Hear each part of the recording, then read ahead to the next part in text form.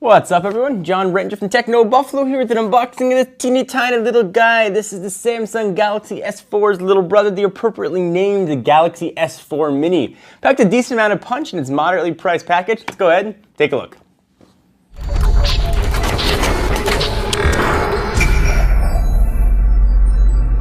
First, let me thank our friends at Negri Electronics for hooking us up with this phone. Be sure to check them out at negrielectronics.com. So here is the Samsung Galaxy S4 Mini, and oddly has very similar specs, save for the screen size and resolution, to its gigantic brother, the Galaxy Mega. Let's go ahead and use our buffalo knife to cut this open, and it literally has a buffalo in it. I was just being cute. We'll go ahead and open this up, and I'll run through the specs and tell you what this guy has. I would not expect this to ever come to US shores, at least the Galaxy S3 Mini never did. So if you want to pick one of these guys up, your best bet is going to be unlocked, probably through our friends at Negri. So go ahead and pull off the plastic. We've got a 8GB version right here. Looks like there's one last little seal that needs to be cut and we'll be all good. So this guy has a 4.3-inch screen with a very low resolution of 960 by 540, giving it a not so awesome PPI of 256, which is about half of what we see on most sort of higher end smartphones. So go ahead and get this out if we can. Boom. So there it is. The screen is QHD and it's an AMOLED display. Looks so tiny compared to all the other phones we use, and it's funny what we consider tiny now. 4.3 inches used to be giant. Remember, you go back and look at the HTC Titan or the original Evo phones that seemed really large and now seem really minuscule. Just goes to show what a few years can do for you. So push it off to the side for just a quick second and see what else we got in the box.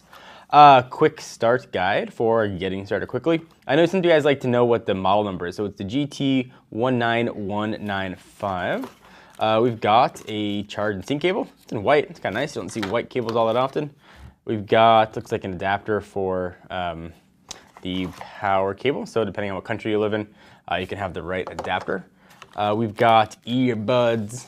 We've got headphones with a noise canceling mic and volume control on it. And we've got the battery, which is a 1900 milliamp hour. Farrell, pull it out, get that ready to be put into the phone. So this looks very similar to the Galaxy S4 as you'd expect, the phone that's called the Galaxy S4 Mini. We'll peel all this stuff off here for just a second. And to show you, let's bring in a Galaxy S4. And you can see that they look like big brother, little brother. 5-inch screen, obviously, versus the 4.3-inch. Very similar design languages on each. So let's walk through what we got. We got one big home button. It's definitely raised more than the S4, so really easy to feel. It's flanked by two capacitor buttons, a back and a menu button. Volume rocker up and down on the left-hand side. You got some metal-esque accents. It is still plastic, but it does have a nice feel to it. Your power and lock button, charging and sync, noise-canceling mic, 3.5mm headset jack, some more noise-canceling mic. It looks like we also have the IR blaster. Let's go ahead and pull off the back. We'll pop in the battery. We'll run through the rest of the specs while this guy is booting up. It does take a micro SD card or SIM. I believe there are two versions available, one that supports LTE and a dual SIM model, which only has support for HSPA+. We have the LTE model here, so you guys can decide which one you want. So I'll power this guy on, and while it's doing its thing, I'll walk you through the rest of the specs. So being powered by a 1.7 gigahertz dual-core processor, Android 4.2.2 at launch, 1.5 gigs of RAM, 8 gigs of storage, but again, you can add it to that with an external card. The main camera on the back is 8 megapixel. I used to think it was sort of uncommon to have a 1.9 megapixel shooter up front, but Samsung's been doing that on a lot of phones. Same camera again that we saw in the Mega. 802.11 A, B, G, and N. We don't have anything here for AC, Bluetooth 4.0. That 1900 milliamp hour battery that we talked about. It does have NFC, which is kind of nice.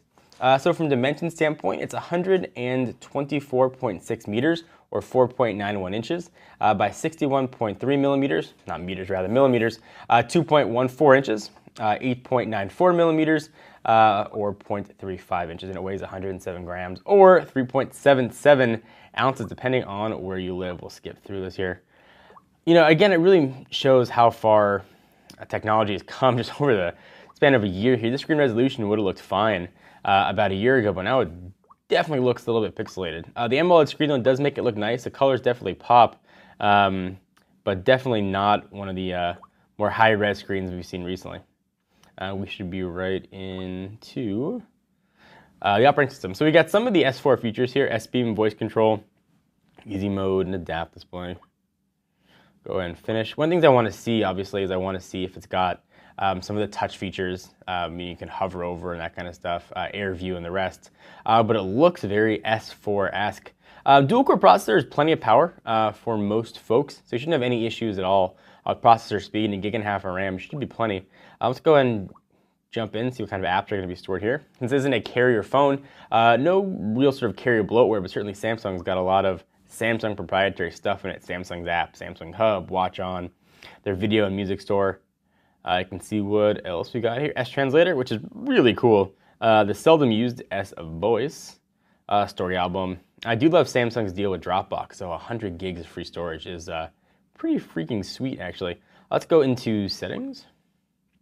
We'll scroll, go to my device, scroll down to the bottom, motions and gestures, smart screen, and see what we got here.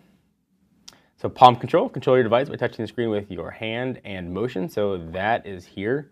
Let's see what we got under smart screen. So the screen stays on as long as you're looking at it. So that's kind of neat.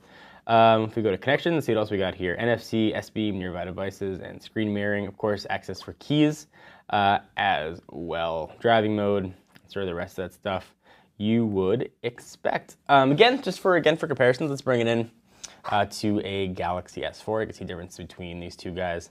Again, screen's a little lower resolution, but for most people, it's not going to be that big a deal. It looks a little bit low res, as you'd expect, but very serviceable and certainly easy enough to use.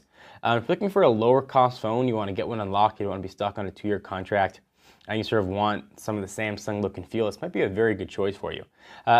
Please give the video a thumbs up. We most definitely appreciate it. Check out our friends at negrielectronics.com. I'm John Rettinger from Techno Buffalo, and I'll see you in the next video. Bye.